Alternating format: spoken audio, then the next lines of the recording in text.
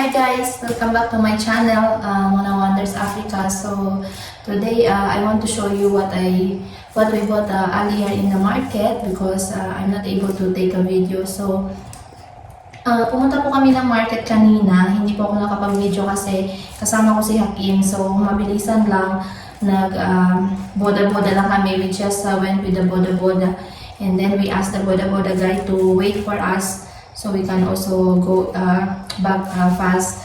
So this is what I bought. So all of this is worth it's worth 620 shillings. So nasa 620, nasa 310 pesos po. So meron ako ditong saba. I have a banana here for cooking. Ito po yung saba dito sa Kenya. So I bought this for 100 Kenyan shillings, which is 50 pesos. So, binigyan po nila ako ng 2, 4, 5, 6, 7, 8, 9, 10, 11, 12. So, 12 pieces. Binibenta po nila to ng 10 each. Kaso, suki na po ako doon. So, binigyan nila ako ng dalawang free. So, you know, I'm a regular customer there. So, now they give me another 2 for free. Because they're selling it 10 each. So, I have also here waru. They're calling waru. Irish potato po tawag dito. So, this is potato in Philippines. So here in the nearest shop, they're selling this one, this size, 10 shillings, so 5 pesos. But this one, all of this, binili ko lang po siya ng 50 Kenyan shillings. All of this, it's 25 pesos. So 2, 4, 6, 8. So 8 pieces. Sobrang nakakasave ka po pag sa market ka bibili kaysa po yung pagbili-bili ka dito ng paisa-isa. So you save a lot of money when you're buying in the market. So here also guys, I have a matoke. So this is a kind of banana, mostly coming from Uganda. So they're calling this matoke. So one day I will cook this and I will show you how am I cooking matoke.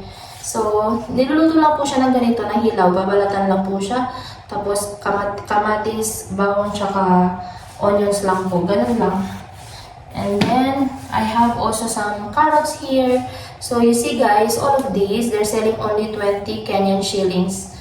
So imagine here in the shop, they're selling this one 10 each, this size, 10 Kenyan shillings. So all of this is only 20 Kenyan shillings. So nasa 10 pesos lang po itong carrots na to.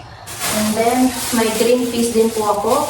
This is green peas. I bought for 60 Kenyan shillings. So 30 pesos. Ayan siya. And then I bought also this kind of beans. I really like these beans. So this is 100. 50 pesos po. And then meron ako ditong tomatoes, onions, tsaka garlic. So 2, 4, 6, 8, 10, 11, 12. 12 pieces po yung binigay nila sa akin na luto ko na yung isa. So 100 Kenyan shillings po ito. 12 pieces. So nasa 50 pesos po sa Pinas. And then itong onion is 1 kg. They're selling 100 Kenyan shillings. 1 kg of onion. So imagine guys, it's a lot. But once you go and buy in the shop, in the small shop, one is 10 Kenyan shillings. So you see, you save a lot. And then this one. So ito po nasa 50 pesos lang po. So sobrang mura po ng sibuyas dito. Sa tingin ko lang po kasi narinig ko sa Pinas or nakita ko sa Pinas sa Facebook na mahal yung sibuyas ngayon. So meron ako ditong garlic. So I have garlic. They're selling this one 20 each. 20 Kenyan shillings. So tag 10 po siya. 10 pesos each. So this is all I've got for 620 guys. So I think it's worth it because this one, the tomato I will use for a week, and the onion maybe I will use for a month. You know, I'm not using a lot of onions. So for this one, I will just use it for only like 2 days for breakfast. And I bought this potato and the Irish potato and the carrots and the how do you call this, peas, because I want to cook veggies empanada. So I'm gonna show you also guys how will I cook it. So ito po yung nabili ko lahat. Ngayon naman po, magluluto ako ng mandasi kasi mahirap po pag pag walang snacks. Nagsasawa na ako sa tinapay, so I don't want to eat more bread nowadays, so I want to cook just a small mandasi. So come with me guys. I hope you enjoy my how I share these things to you. So come and join me how I cook my own recipe for mandasi. So guys, this is my recipe for my mandasi. I have some all-purpose flour, sugar, baking powder, margarine, they call it margarine here. And I want to put also eggs. I think one is enough. So ito pong mandasi po, isa snack po dito sa sa Kenya. Mostly makikita mo po siya sa mga sa parang street food po dito. Yung pang breakfast po nila, pang merienda, ganon. Ang ginagamit lang po nila talaga sa sa mandasi nila is itong flour, tsaka baking powder, tsaka asukal. Kaso ako kasi tinry ko yun, hindi siya nag-workout, parang hindi siya maganda, makunat siya, tumigas siya. So nag-search ako ng ibang recipe, nakita ko tong recipe na to sa TikTok. So tinry ko siya, okay naman siya. Ang kulang na lang dito sa recipe ko is yung lemon, yung parang ba yung tawag doon, yung sa banat lang ng lemon. So this is my own recipe for mandasi, guys, Kenyan snacks. So let's start now with flour. By the way, I've already warmed milk. So now sugar. I don't have any measurement. Wala po akong sukatan dito. So chamba-chamba lang po ito.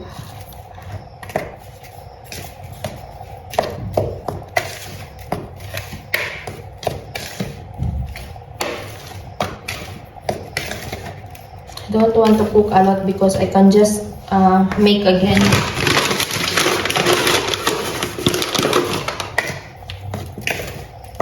So I've already added the flour and the sugar. Now we put some baking powder.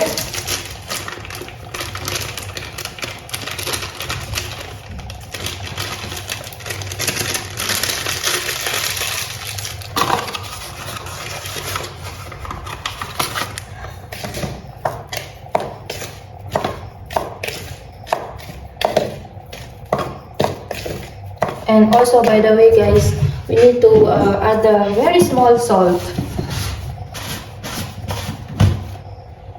Just like this, just a pinch of salt.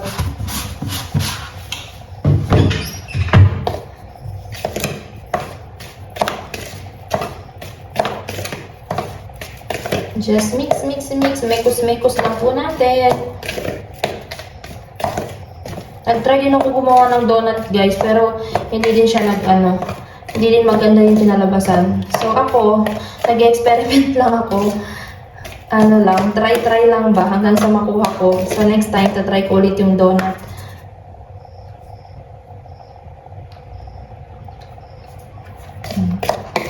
O diba, tinikman? The salt is okay. So now I'm gonna add only 2 spoons of this margarine. That's enough.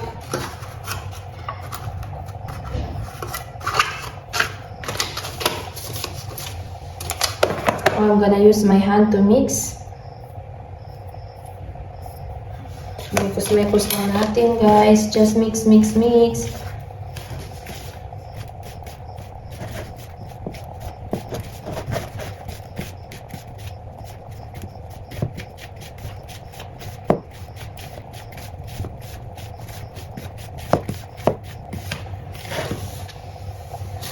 So we can add the egg now.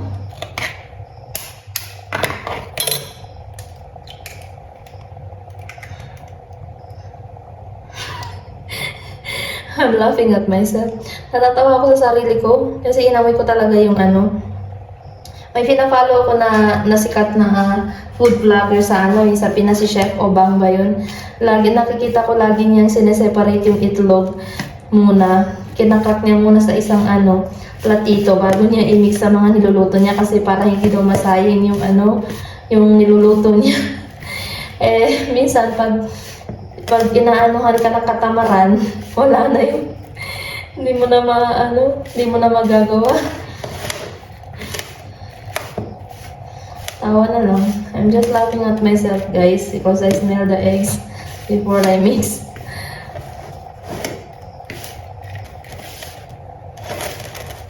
So I think I've already mixed it well. We can add the warm milk now.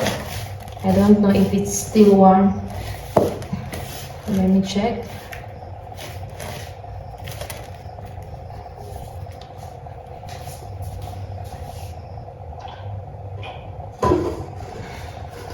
Yeah, it's still warm. We'll just add slowly, slowly.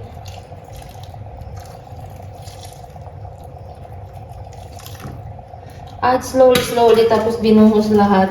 Gaga. Naku, sobrang na nga.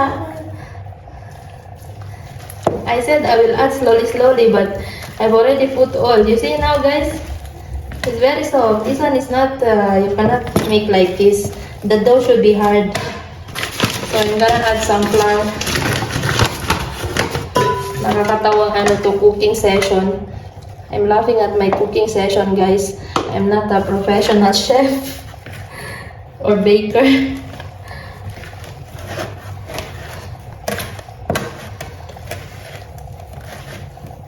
Hey, what have I done? What have I done? I said I'm gonna cook only small. Now this one will become a lot.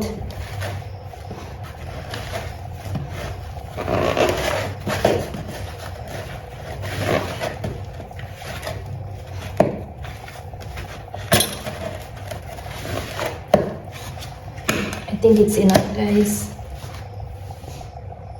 Yeah, the dough is enough. Guys, the consistency of the dough should be like this. It's not soft and it's not too hard.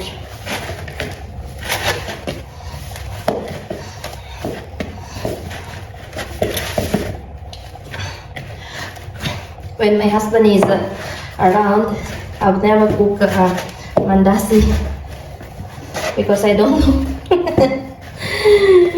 So ngayon, kailangan kong, now I've learned, I practice. So when he comes, I can cook for him. So you see our dough, guys. Now I will add small oil.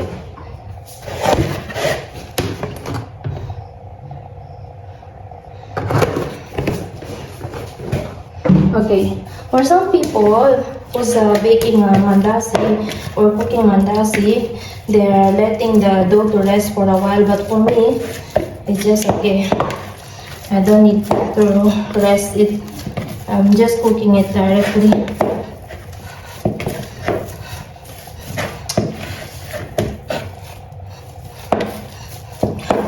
Nasanay ako mag-English, guys. Pasensya na po kayo. Baka may mga mainis po sa akin. Huwag po kayong mainis sa akin, ha? Naghahanap buhay lang po ako. Naghahanap buhay lang po ako. Huwag po kayong mainis sa akin. Kailangan ko po ng support niyo.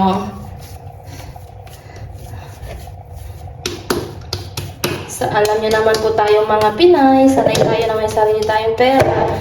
So, kahit naman pinaprovide lahat ng asawa ko, syempre iba pa din yung may sarili tayong kita, di ba? So, ayan. It's okay na. Okay na po yan, guys. So, guys, I'm going to roll the dough now. Mandasi. And I will just divide it into two.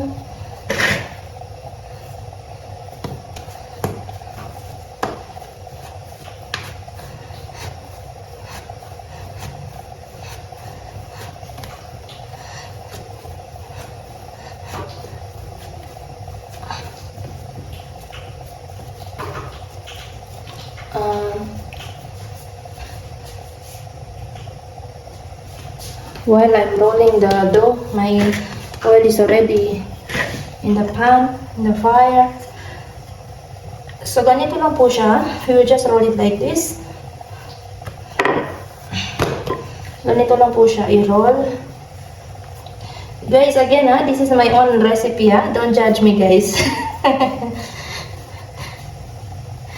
And I'm the one who's eating this.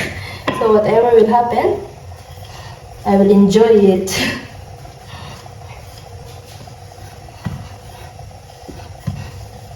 So, hindi po natin siya papanipisin.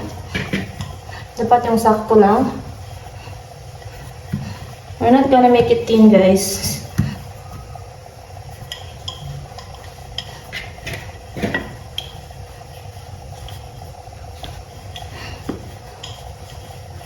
I think this one is enough. Yeah. And then, kailangan ko po ng kutsilyo. Knife. To slice it. So, this is mini mandasi. I want to make it small.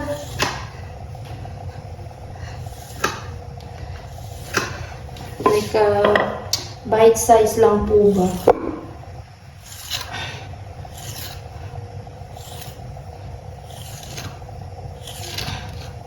Oops, it's okay. Yeah, so this one is okay, guys. Testing natin yung mantika kung mainit na. Mainit na siya.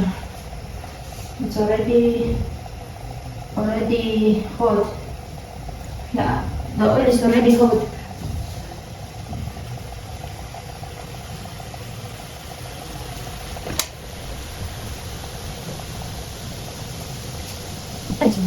It's not dirty. I have that I make the dough very soft.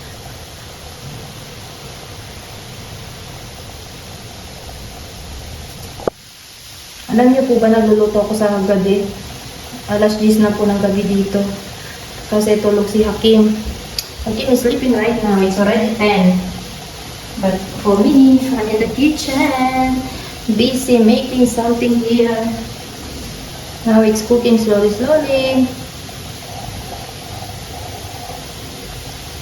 Yeah, so just wait. So, tignan niyo po guys, ano na siya, nag-color brown na siya. So, already brownish, so we'll just wait a bit. Ganyan lang po yung pagluto ko ng mandasi po. Parang donut po siya, pero ibang size nga lang. Tapos yung tsaa ko, my tea is ready there.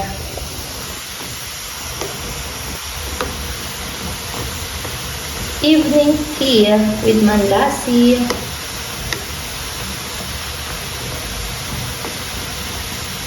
Yeah, this one is already cooked, guys. Guys, I'm done cooking. Look, it's a lot. I thought I am just cooking small. Ang dami ko pong nagawa. Ayan siya, guys.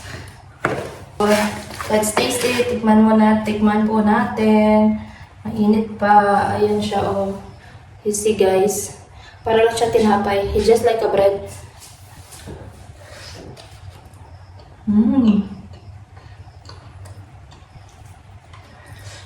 Very nice. Very soft. Pang snack lang ba? Afternoon tea. Or pang breakfast. Tapos, may partner na tsaa.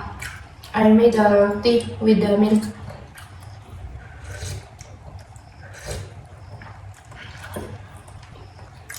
The sugar is just enough. It's not too much, it's not less. So, all guys. Thank you po sa panonood. Thank you guys. Good night.